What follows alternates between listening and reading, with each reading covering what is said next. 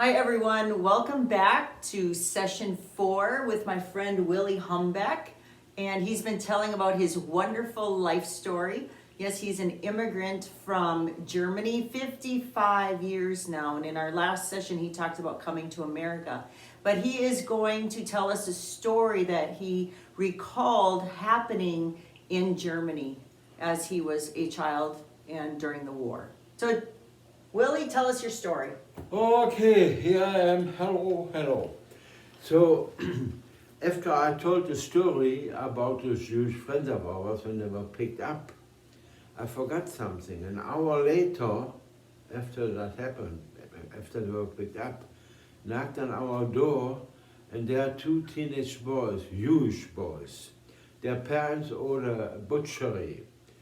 So, and they told us the parents were picked up too and they got away. Now they wanted us to help them. And I never forget my dad's face. First time that I saw, he was thinking and a little scared because helping meant we could end up in the camp too.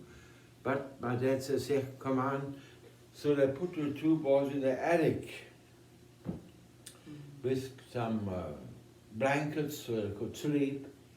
And then next morning, very early, my dad went up there, and guess what? The boys were gone. So the window was open in the ceiling, and so they must have gotten out, and we never heard from them again. I thought that I should put that in, about Christmas night. No, that's very interesting. Yeah. So now, where did I stop? I don't even remember. Do you remember? You came to America with your wife and your son. Oh, and your yeah, son was 12 at the time. Then when I did that dumb thing with the pictures. Okay, there we came, America, here I come. We're giving up everything. And why did we come? My only sister married one of those doughboys, you call them. Anyway, one of those soldiers. And how did she meet him? She was a singer. She was singing in American clubs, and that's how she met him, and they married. And so then they went back to Germany. He got out of the army. That was 1958. So, and then we were in contact, and they came, you can say, once a year on vacation to Germany. And always, oh, come on over to America, come on over to America. You can live much better over there. I believed them. Where I was living very well in Germany. I told you all my stories, what I did. So, then in September '64, again they were on vacation, and then I gave in. I said, okay, I'm coming. So I gave everything up. By the way, we didn't have a house. To own a house in Germany, there's not much living space. But I was ready to buy a little cabin house in the nearby mountains called Sauerland. So that fell apart because here, America, I come. So, so we came over to the United States. We landed on a Friday. Before we came into New York Harbor, we had, there was another German liner broke down on the ocean, so we had to go swing with our ship over there and pick up all those passengers, and they had to go to Halifax, Canada. Okay. So we brought them up to Canada, let them out, and we stayed there a night, almost 24 hours, and then we went down the coast to New York. So we arrived the 19th of May. We left the 10th of May. The 19th of May we arrived at New York Harbor. All the time my wife was seasick. She was laying all the days, day and night, and I myself had a good time, I must say. I went over in the club there and had some beer with champagne that was in style those days. But I never got drunk. I enjoyed drinking that, and I did a few dances with a few girls, and then I went down to my wife again, up and down. So like I said, finally made it into New York Harbor. That was about 8 o'clock, the 19th of May, 1965. So when we arrived there and got off board, got to the shore, we right away got a shock how dirty the hall was, you know, where we all had to go filling out papers. And I said to Margaret right away, well, in a year's time we will be back. But here we are, 55 years. So then when we were done with it, all of a sudden they called for Mr. and Mrs. Humbeck, Mr. Humbeck and family over a loudspeaker. And there came a hostess, which my sister had ordered to be with us because we didn't know the English language. And there came the hostess, and so we stayed in New York a whole day. She showed us around, you know, going in those high buildings, eating, and the churches. And then we left in the evening there, I think it was 6:30, around that time. And I was we were very disappointed. It wasn't nice. But then when we flew and looked down, it got nicer and nicer, all the trees and mountains and that all. And then already I changed my mind a little bit. Well, so we made it to Minneapolis, where her husband and some other people, you know, accepted us. And we went, this was on a Friday now. I think I Thursday or Friday. Never mind. On Monday already, I was in a ditch laying pipes. My wife's husband was the vice owner. That was a company, Orphy and Sons. There was the old man Orphy, and he had 3 sons. So that was the company. At that time, when we came over here, they were employing 150 people, so it wasn't really a small outfit. But then right away, I couldn't understand. They ignored me, and so everything fell apart, and I didn't know what it was until I went a little bit after it.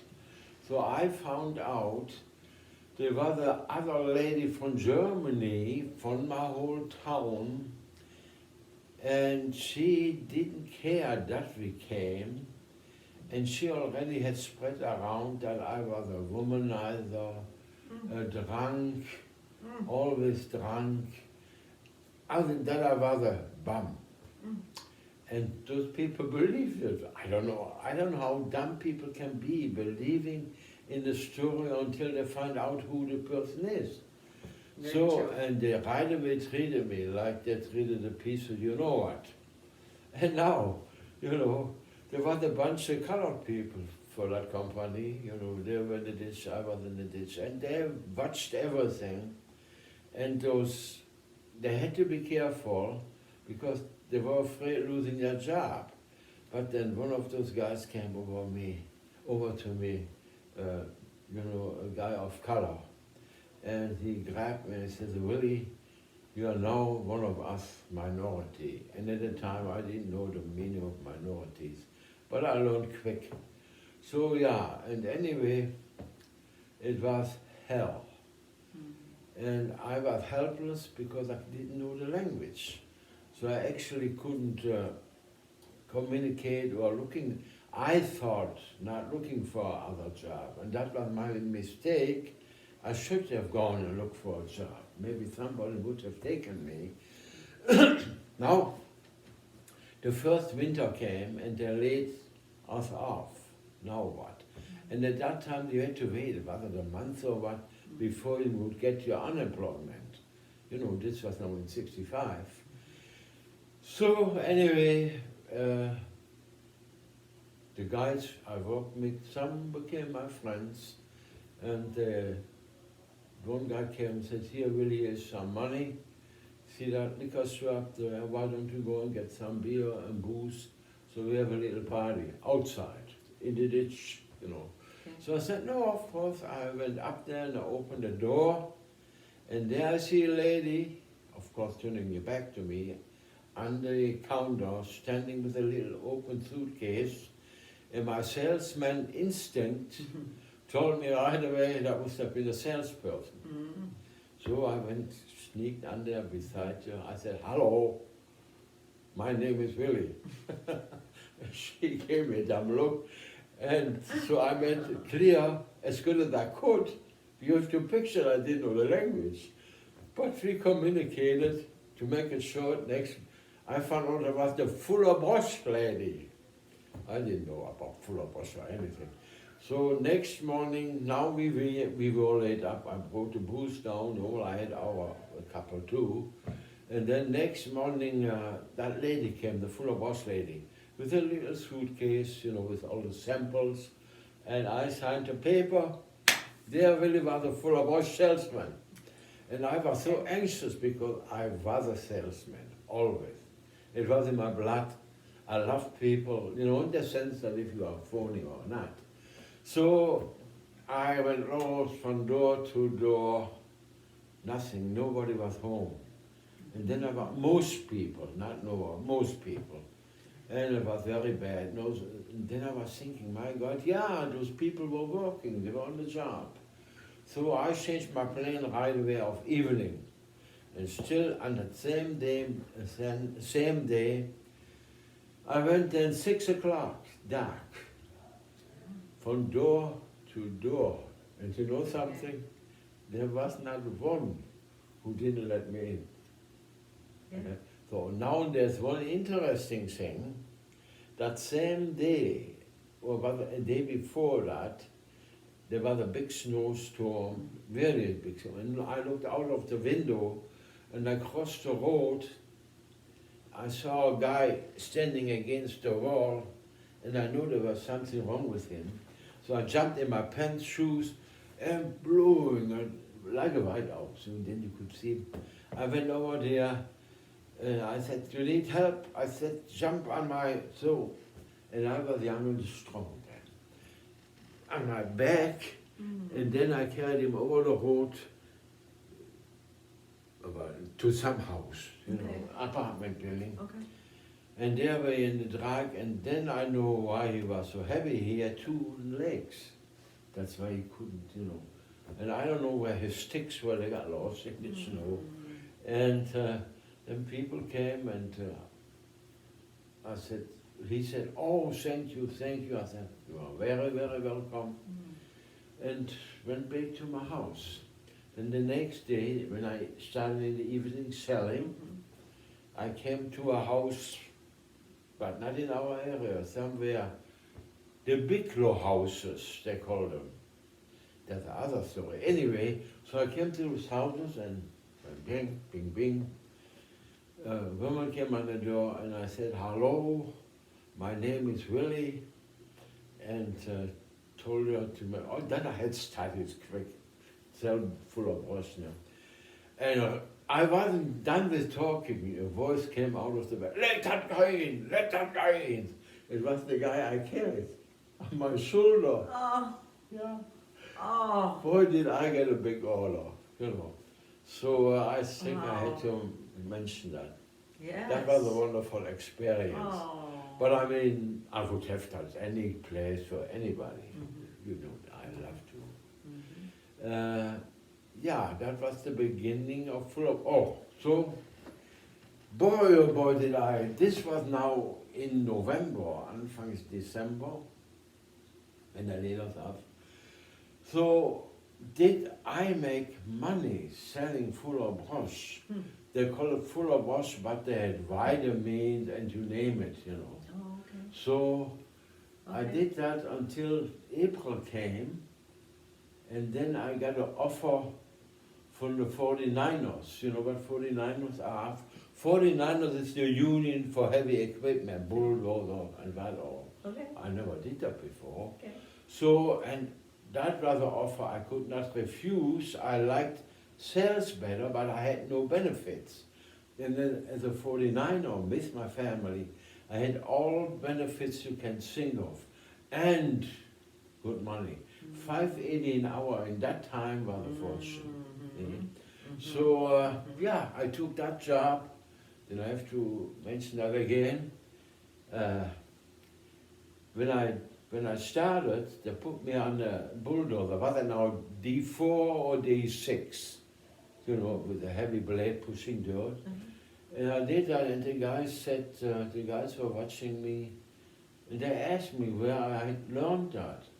I said, I never learned it, I never did it. But I like doing it, you know. So You were a natural. yeah. And so then when we were shopping, people go, hey Willi, when are you coming? They had a list for full of brush, but I couldn't do it. I was too busy. In the springtime, summertime, at 49, or we worked 12 hours or more. Oh, I'm sure. And I couldn't do it. I just couldn't do it. You know. Right.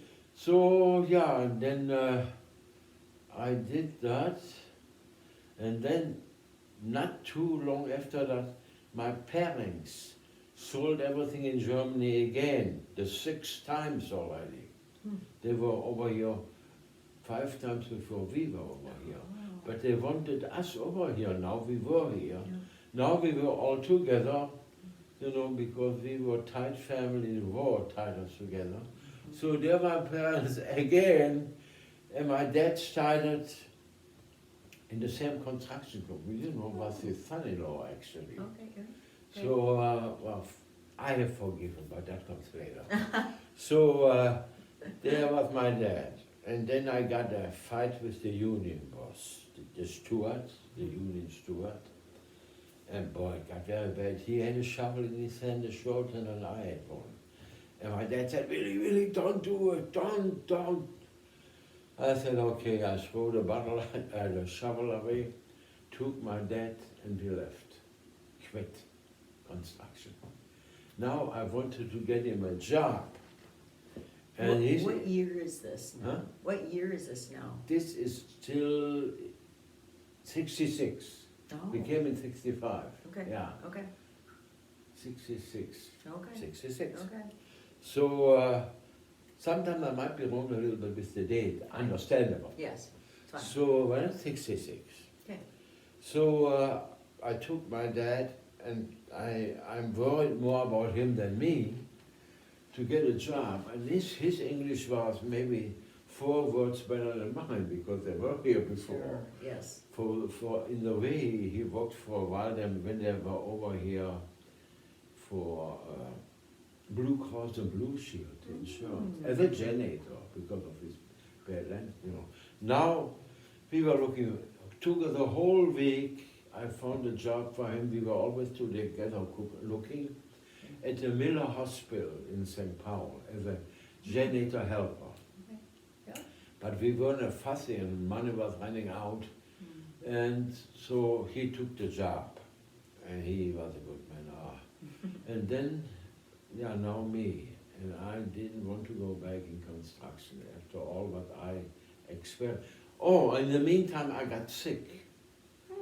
I started because of the anger in me and the hatred in me.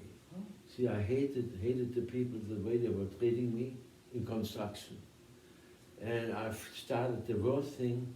Man, I have to mention that, it was so important. Yeah. In the meantime, I started feeling sorry for myself. That's the worst thing. I couldn't talk to people anymore.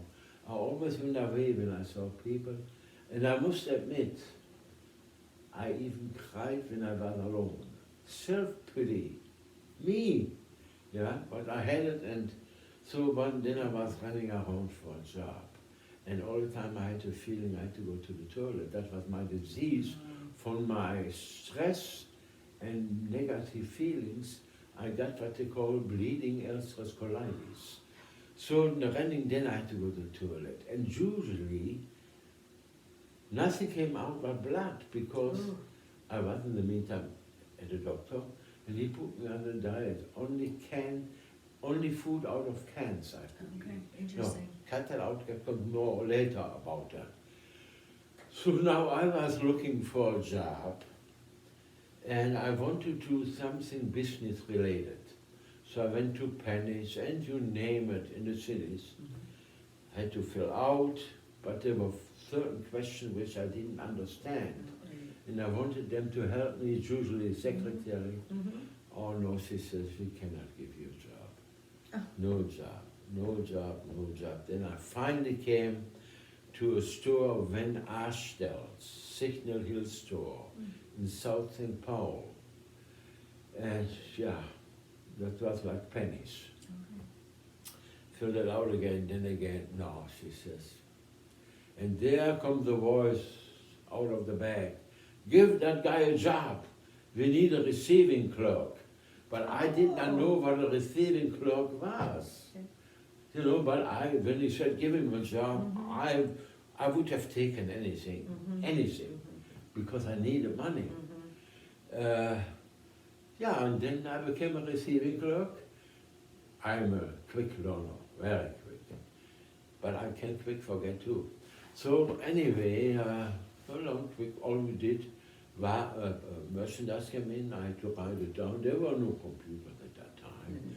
And that guy, he was the boss, you know. Boy, he always came and touched my shoulder, but all.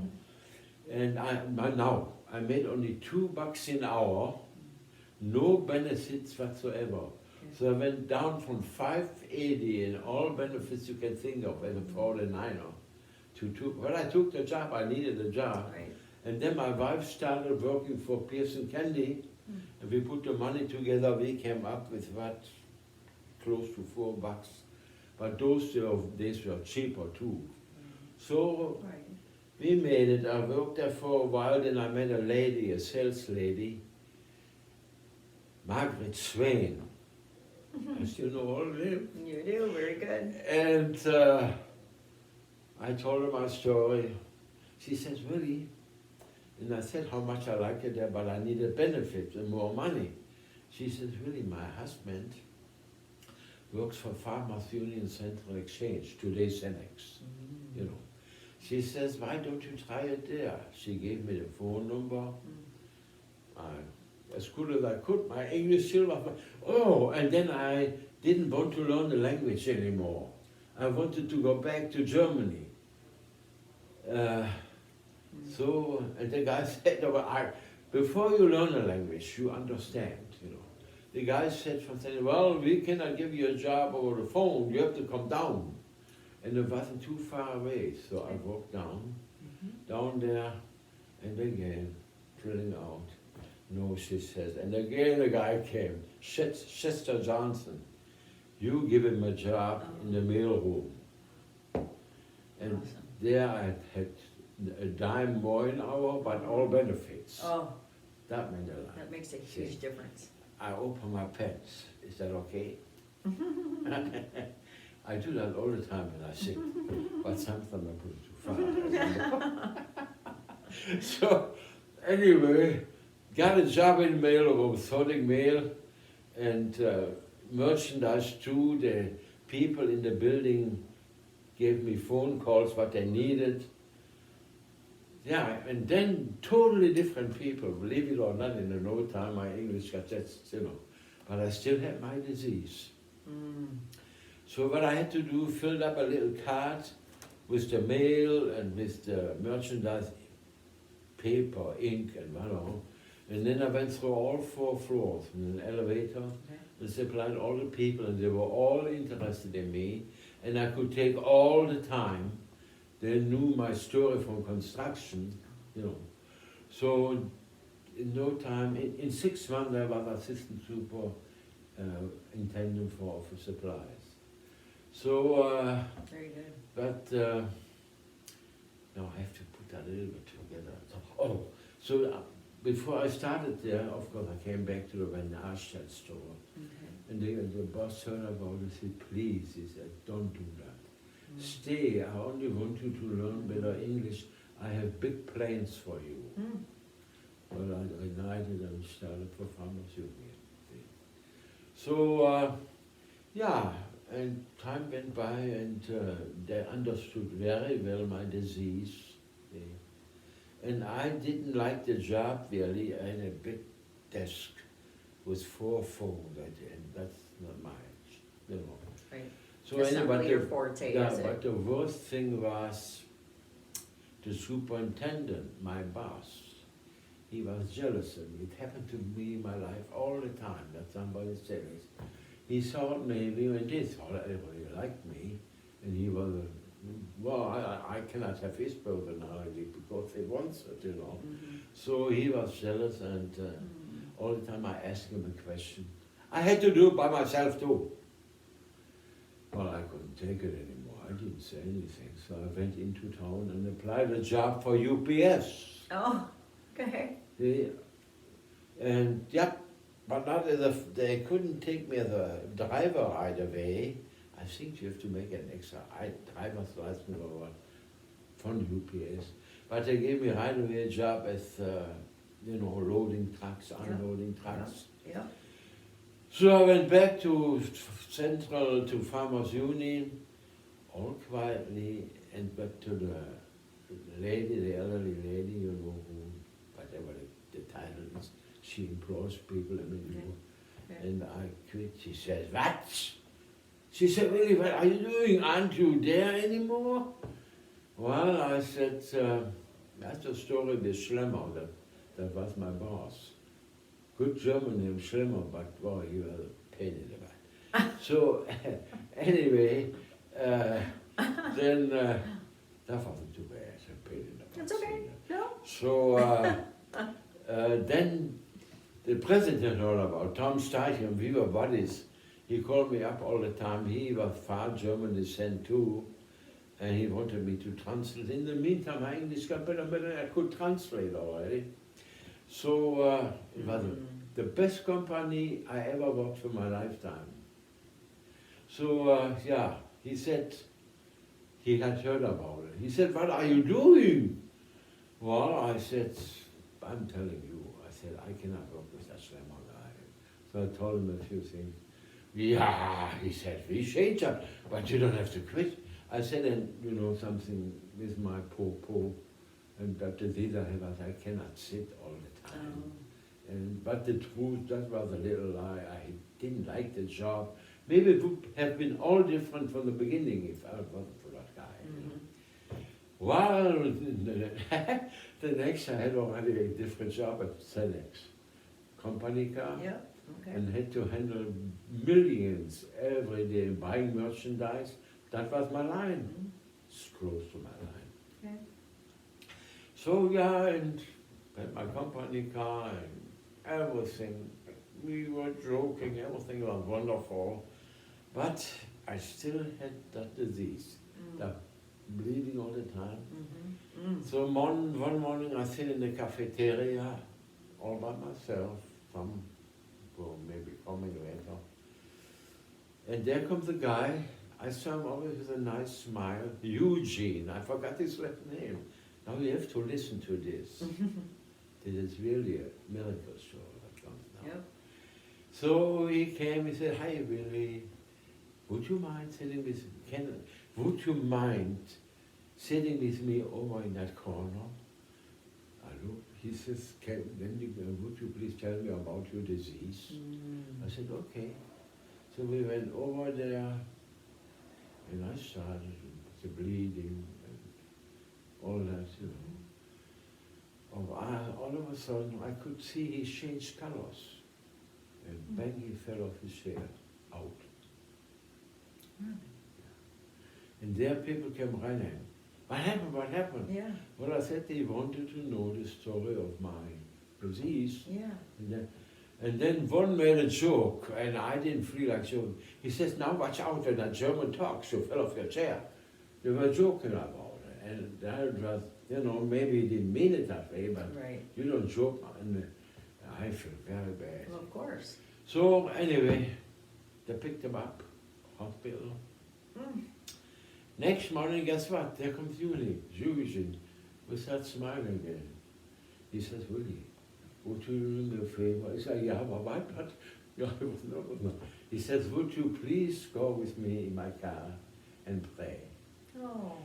And I couldn't pray English then, and I still cannot pray in English. I pray when I pray in German.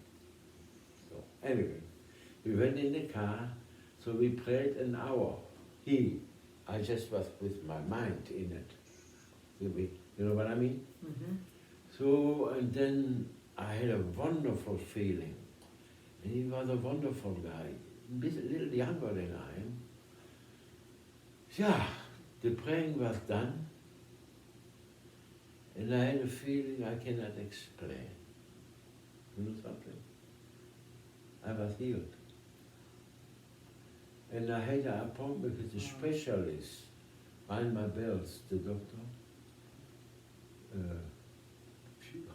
Almost a week later. It just so happened. Mm-hmm. Mm-hmm. And I went to so I know I was healed. Praise God. Healed. Praise God. Yeah. And it right away. Another miracle. Yeah. Well, I thought I told you that already. That was one of the really. So I went to Rheuma special, and right away I was a person again I used to be. You know, the way I am now. Cheerful, happy. Yeah, and happy, yeah. And you love people. Yeah, at that time, I hated only the people that I worked for, not everybody, but I didn't want to talk that to anybody. Right. Anyway, now I knew I knew I was healed. I was, and so, and shortly before that, the president had called me up to he says, boy, Willi, he says, one more year and I retire, then I'm 62, the president, you know. Okay. Yep. Then I can enjoy my lecture place. And guess what? During he died, now I had to go to the doctor after the praying, and I knew. To make it short, one night, they announced over the loudspeaker, Tom died. He died overnight, you know. And I had to think of the nice talk we had. And so I came home and said to my wife that Tom died. And we had already a lecture with our next 6, but not livable. Okay. I said, how about we move up there and I start my own business? I said, and if it doesn't work, we both work for Swift. But we liked it so much up here. But let's come now all together. Now then I went to the specialist, to Rheuma, and he bent me over to crank you up the butt high there. And in those days, they didn't have that nice equipment. It was a piece of steel that long, with all things in there which would, you know, and the hose on there. And I always, I was screaming, and he always said, man, don't scream so loud, you're all home. So I came up, and he looked at me right away. I bet he kind of wondered why I was smiling. He cranked me up, he shoved that thing in there, no pain. And then he said, man, what happened? I said, what? I knew. Yeah. He says, I cannot even see a scar. Miracle. Yeah, miracle. And now comes the other thing. Then he said to me, we were talking then, and he said to me, Willi, how about you become a doctor? I said, what? Me, doctor? She says, what do you mean, me? Well, I said, I don't have the money. He says, let me talk first. He says, I take care of you, your study. He says, you don't need a penny. When I said, how about my family? He says, didn't you hear what I said? You don't need a penny. Now I was doing well, and I know I was healed. But I said, no. And I later I feel so. He said to me, I got many connections. He says, I bet in 4 years you are already walking the floor. I never forget. Yeah. What an opportunity. So all that I didn't tell you before, but I'm talking about now. Right. Yeah. You told me briefly. Yeah. So anyway, yeah, Willi was healed. Now I have to think what I did after that. But I refused to go to school. But can you imagine he would have taken care of everything? Oh, now I know. But why did you choose not to? You just because I thought I still wasn't ready, and I was not because I had that offer in Germany, remember? Or don't you? Yeah. Some kind of another good offer like this, not at all. But I thought in Germany the money spoiled me. And the other thing I was thinking about already this time, if I was tough enough, because I'm a people's person. Because I knew a guy in Germany, he wasn't quite a doctor, but all the time somebody got sick, he got sick too. That's what you mean. So, but I know today I was wrong. So basically the money spoiled me in Germany. And here, maybe I thought the same thing that I wasn't ready. I cannot tell you really, Yeah. but I said no. Yeah. You made a choice. Yeah, I had made a choice. So, oh, I know. But spoiled me was my piece of leg sore. But that actually had nothing to do with it. I still could have studied, you know. And he was close to retirement. But I think that had something to do with it. I wanted to live up here. Sure. And not go going first to school again. That did it. So, yeah. I can understand that. See how things go back? Oh, yeah. I wanted course. no fun. I had no fun. And what my hobby was fishing. I was a crazy fisherman. During the night I was sitting on the lake. But anyway, Is that why you came to Minnesota? no. I just had to ask I that. came to Minnesota to make a career out of it. See, I was ambitious too. See, and now it comes. Now comes the story, people. So, I said to Margaret, told her the story about Tom, that he wanted to enjoy lakeshore and I couldn't do it anymore. And I was healed. I said, how about we move up to our lakeshore place? Okay. For the time being, I pulled in a mobile home. I had a little cabin, but it was only with an oil stove. We could not live in there. It was maybe a little thing. Maybe the whole thing like this room. You know. Sure. So and I divided that with, but you could live there. And where? Huh? Where in Minnesota? Yeah. See? Where are you? Oh, Here? What? in Frazee. In on Lake Frazee? 6. Frazee, Minnesota? Yeah, on Lake Okay. 6. Lake 6. So And what year was this now? it was the year 1974. Oh, 74 we're at, okay. Yeah, you want to test me, but I love Yeah. that.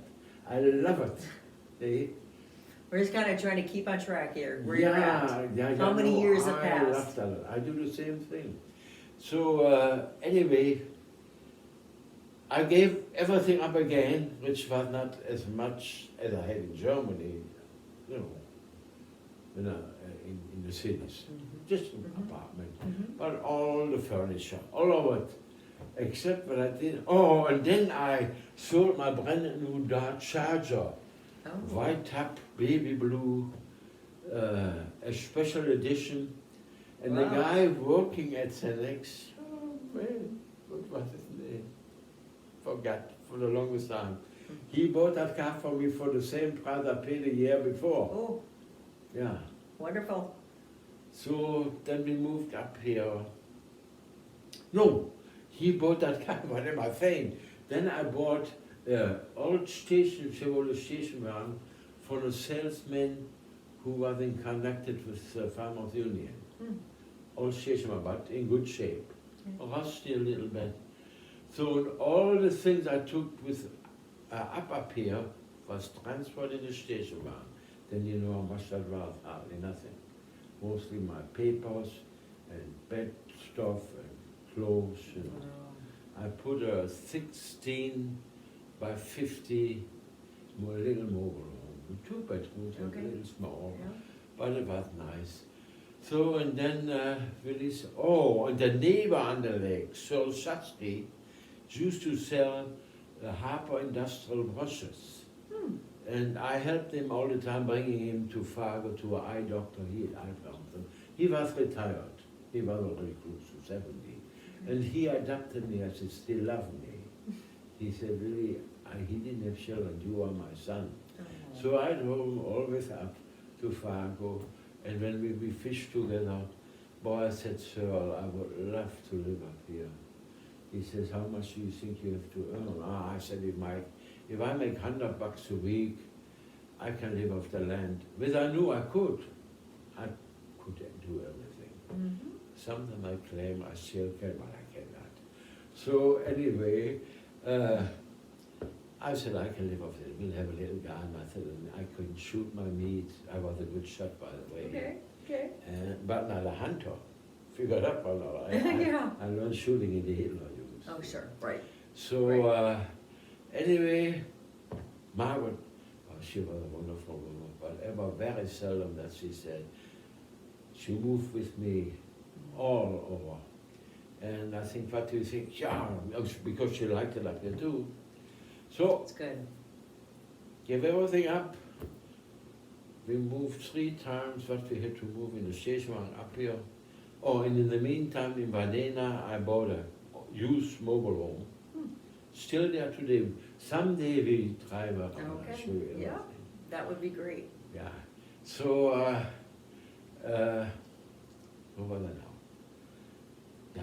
Put in a mobile home and a cabin used for storage. And right away, see, I was a guy, right away. I never delayed anything. That's how I grew up, see. You're a go-getter. Searle got me in contact with a guy from Iowa, farm industrial watches, Mr. Peace, never forget his name, elderly gentleman. He came up and we signed all the papers I had to buy for $2,000 watches and rooms, which I didn't have. Took a loan in the air. I got a loan right away. Oh. That guy's name I forgot. Shameful. So he trusted me right away, $2,000. I bought merchandise, piled it up, and right away I started selling. Go to all feed mills, to all farmers, turkey farm. I sold to anybody. And in 1 year's time, I had my no more payments. Enough money. I could go to Germany with my wife the first time after 9 years. And things were, boy, did I do it. That's good.